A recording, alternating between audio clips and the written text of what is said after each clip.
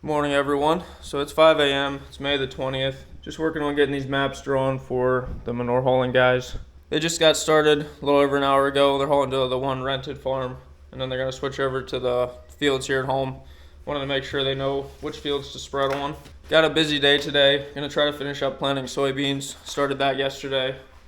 And then I want to get them sprayed if I can yet this evening. Been getting a lot of rain, so our windows to get things done are not very big. Thankfully, the manure hauling guys are able to be here today. The custom haulers, they have two pumps. They set one up here, which is okay, although they gotta drive on the robot path, so I have the robot off for right now. Don't want to have any collisions. I'll give these maps to one of them guys, and then we'll head over to the other farm and start planting. Pretty sure they have 3 spreaders running, so they got 2 pumps, so nobody has to wait. We want to clean out the heifer pit then today, so they're gonna, after this pit's empty, I'll switch down to that one and we'll try to get all the manure out going into the summer.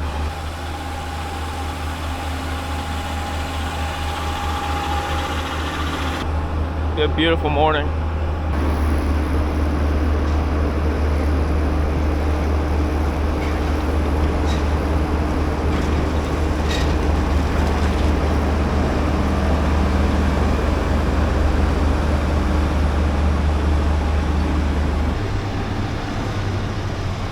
We got one Fent, a couple Massies.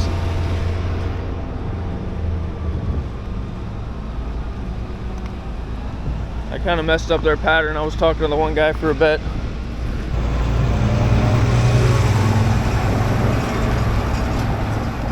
A couple videos ago I talked about why we like the custom manure hauling.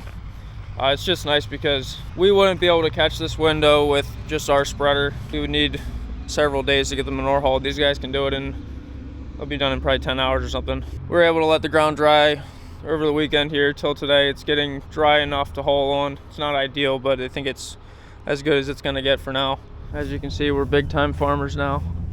Look at this setup. Gonna move it to the other farm. Little bit. Whoa.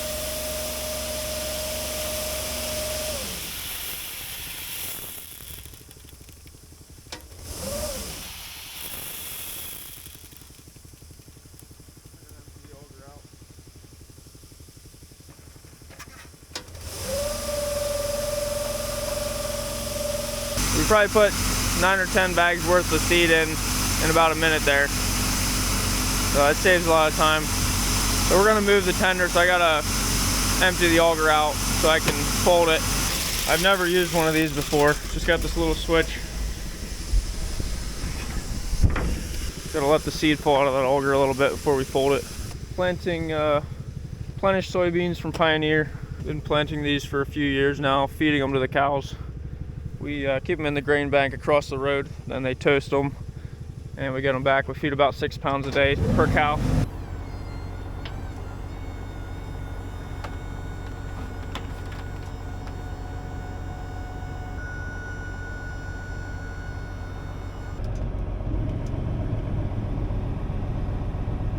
Worked out pretty well. We were doing 90 acres, which is exactly 2 of those big boxes of seed. I'd like to get our winter forage in boxes like that and have a tender for the drill. That would really be the way to do it. That's where we use a lot of seed volume. When it gets to planting corn, we don't use near as much corn seed. It goes a lot farther, so bags aren't that big a deal. This was all triticale. We harvested a week ago. It rained a good bit last week. We probably had 3 or 4 inches of rain. We decided this week it's good enough to get the soybeans planted. we're not gonna plant corn. We needed to get manure hauled on all of our corn ground anyway, so you gotta get the manure out, then it needs to dry again. You can see the silos out there in the distance. We're not too far from the home farm. Gotta take the road over though, so it's a decent drive back to these fields.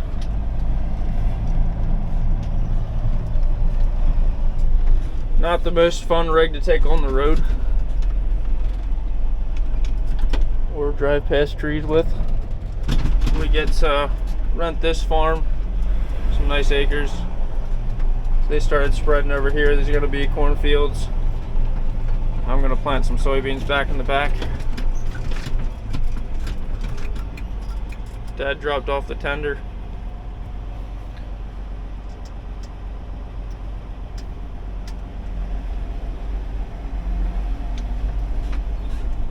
I had them start over here this morning. Wanted to make sure we get this farm covered with a good layer of manure. We tend to get more manure on the fields closer to home. It's just, especially the box manure. They're spreading this field over here. I'm gonna plant soybeans in here. Just got this field opened up, went around it 4 times. You can see things are a little sticky. Kind of a heavy dew this morning too, that didn't help. It's actually sticking to the planter more than it was last evening just because of that. Planting conditions, you can see it's not closing up nearly as nicely as it was the other week when I was doing corn. It's not muddy, but it's, you know, it balls up a little bit. We decided it's good enough for soybeans. Talked to some people that know more than I do, and they said you can get away with it with soybeans. It's a little bit more vigorous. It'll fight out of the, there's a little bit of sidewall compaction at the seed trench. It'll break through it. Yeah, a lot of it's looking like this, which I'm fine with that. I can't even see a slice there, so that's pretty good. Planting right about 1.25 inches. Right there's a seed.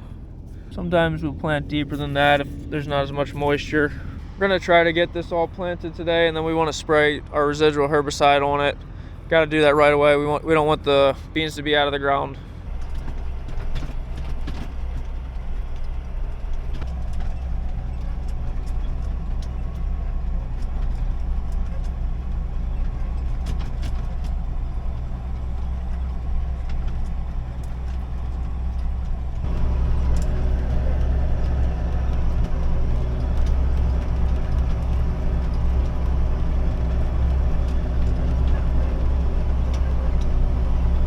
These soybeans are 2.9 maturity, which is a pretty short season soybean.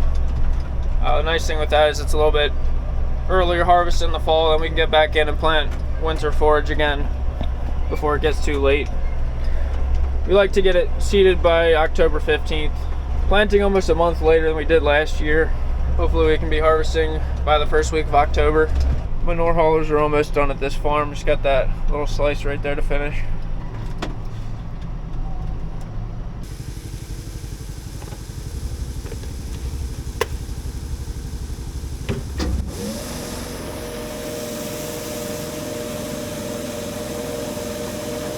Moved over to the farm right across the road from the home place. Spreaders are moved over here too.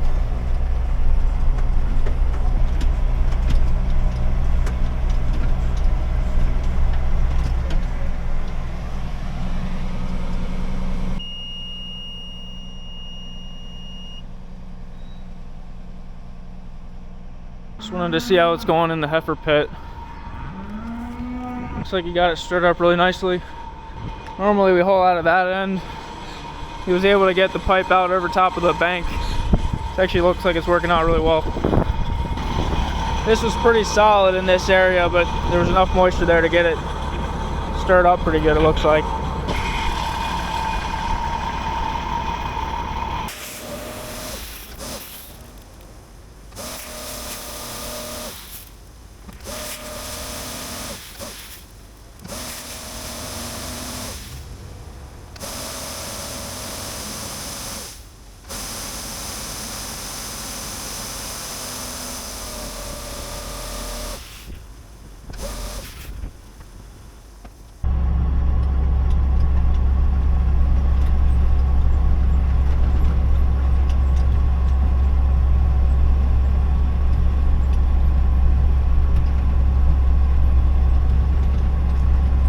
planting the last field of soybeans now. So this field, this had some annual ryegrass mixed with the triticale. So that's what's regrowing now, that annual ryegrass. It's more of a fine grass. It's meant to survive and keep regrowing, which is not really what we want. It can be a little bit harder to kill off, so hopefully I don't have trouble getting rid of it.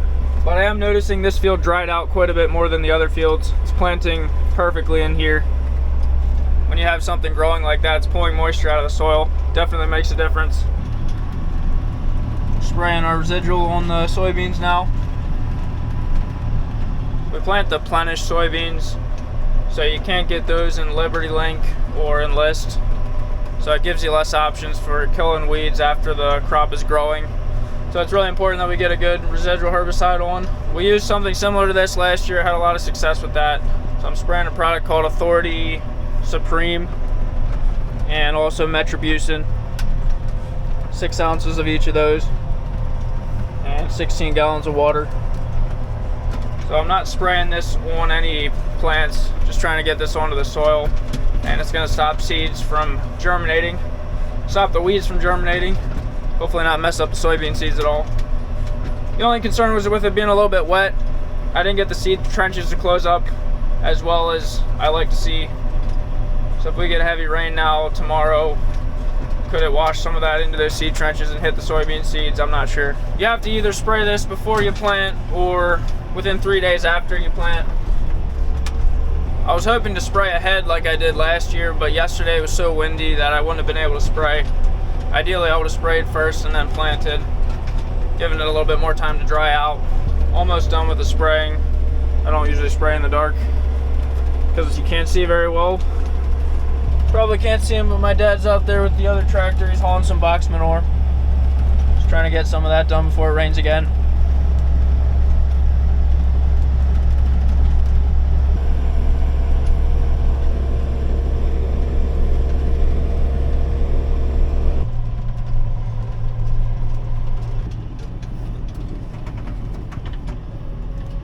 So a couple of days have passed.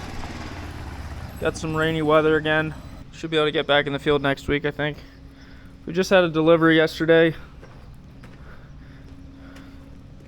Going to upgrade the cooling in our dry cow barn. Got 5 of these fans. One of them is going to go in the special needs pen, 4 of them in the dry cow. So we got to get these set up a little bit. We had to attach this mounting bracket. Got Yeah.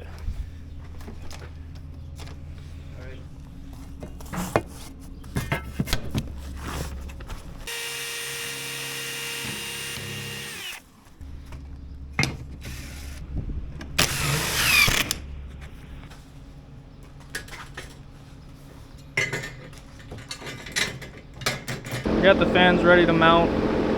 Now we're getting the brackets set up. We have 2 brackets for just hanging on a post on the wall, and then 3 that are going to hang off the trusses. We got to weld these extensions onto these truss mounts.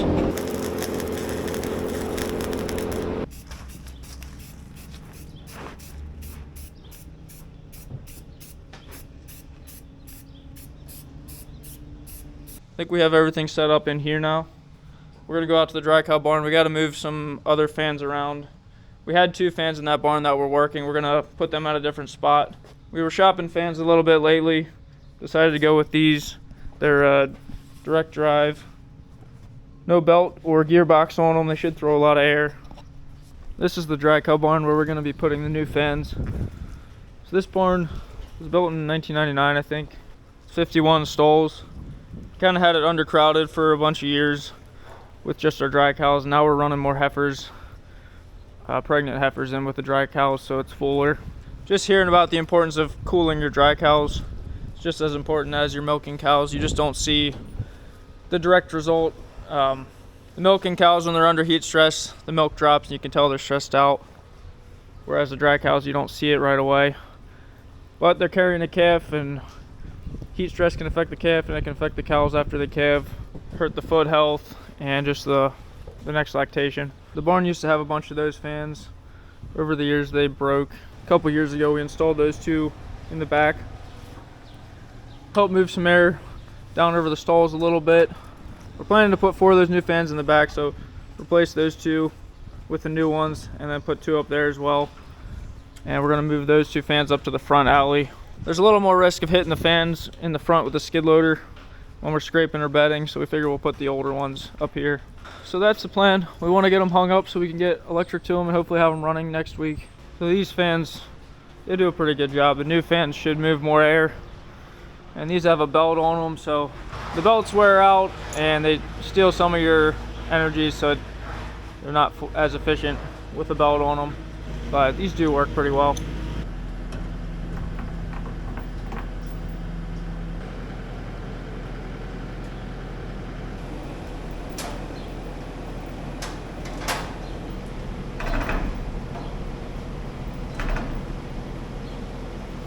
We got the first one hung. We put 2 chains on the back of it to tilt it up, 1 at each corner. That just will help keep it more stable. We wanted to keep it pretty high, so there's low risk of hitting it with the skid loader.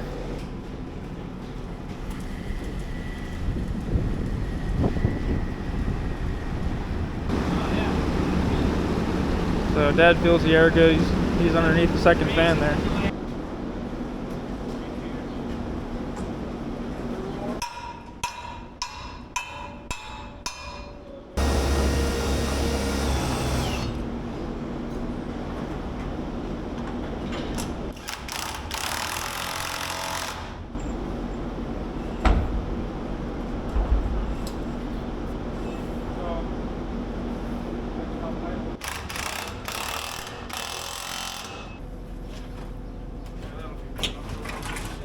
We're ready for the first fan.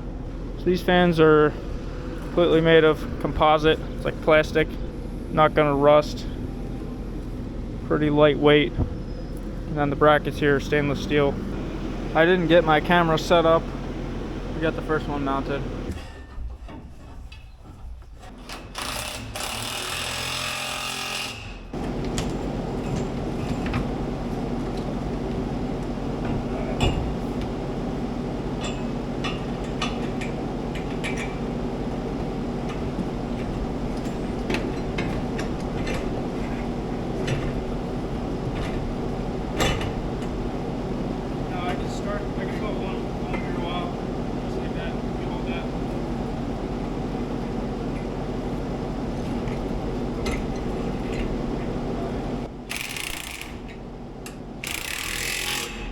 Oh, we're done for the day.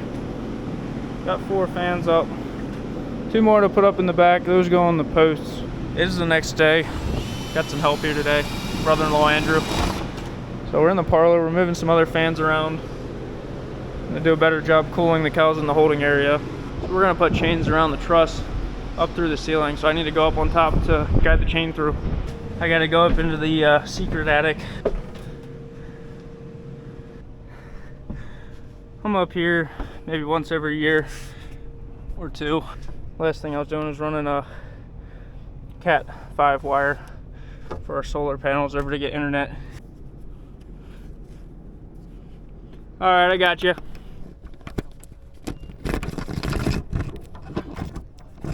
Okay, there we go.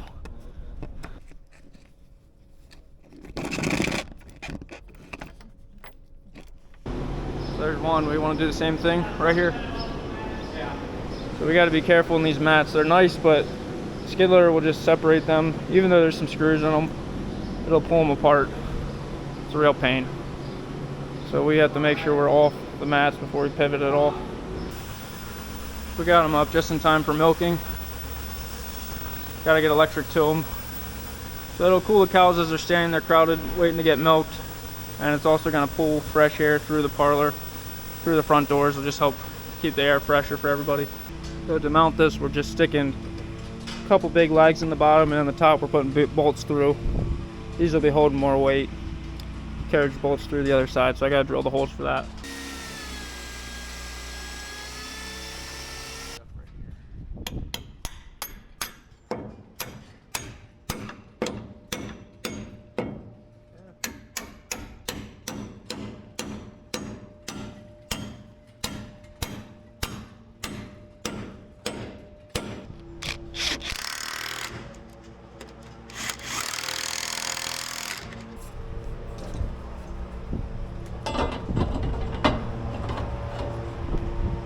So we got the dry cow barn set up with all the fans where we want them. I have a friend who's an electrician that's gonna help us get these set up. This dry cow barn's probably gonna have the best air movement of any of our pens now in our buildings. We just let these cattle out to the pasture, so this barn's empty currently. When it's nice out, they like to be outside, but once it gets hot and sunny, they're gonna be back in the barn. For quite a while, we've been wanting to do something better in this barn for cooling. This past winter, we were at our vet meeting, and there was a speaker there talking about heat stress in dry cows. Basically saying dry cows should be cooled just as much as your milking cows. We always figure dry cows are not stressed quite as much. They're not eating as much feed and making all the milk. But they are 7 to 9 months pregnant. So when the milking cows are heat stressed, you can see the intakes drop and then the milk production drops. With the dry cows, you can't see immediate results. So you just figure they're not bothered as much by the heat. From what different studies have shown, heat stress during the dry period has a lot of effects that can hurt the foot health of the cow during her whole lactation. And it's actually hard on the calf inside of her. There'll be lower birth weights on calves from heat-stressed cows. Those calves won't grow as well. It can hurt their potential, hurt the way that their mammary gland develops. There was even a study that they were making a case that it can affect 2 generations, like the eggs inside of the calves inside of the cows can be affected by the heat stress. That's definitely not something I would have thought about, but either way, we want to just make sure our dry cows, when they're getting that 2-month break, they're not milking. We want them to be actually relaxed and not heat stressed. All right, guys, that's gonna be it for this video. Thanks for watching.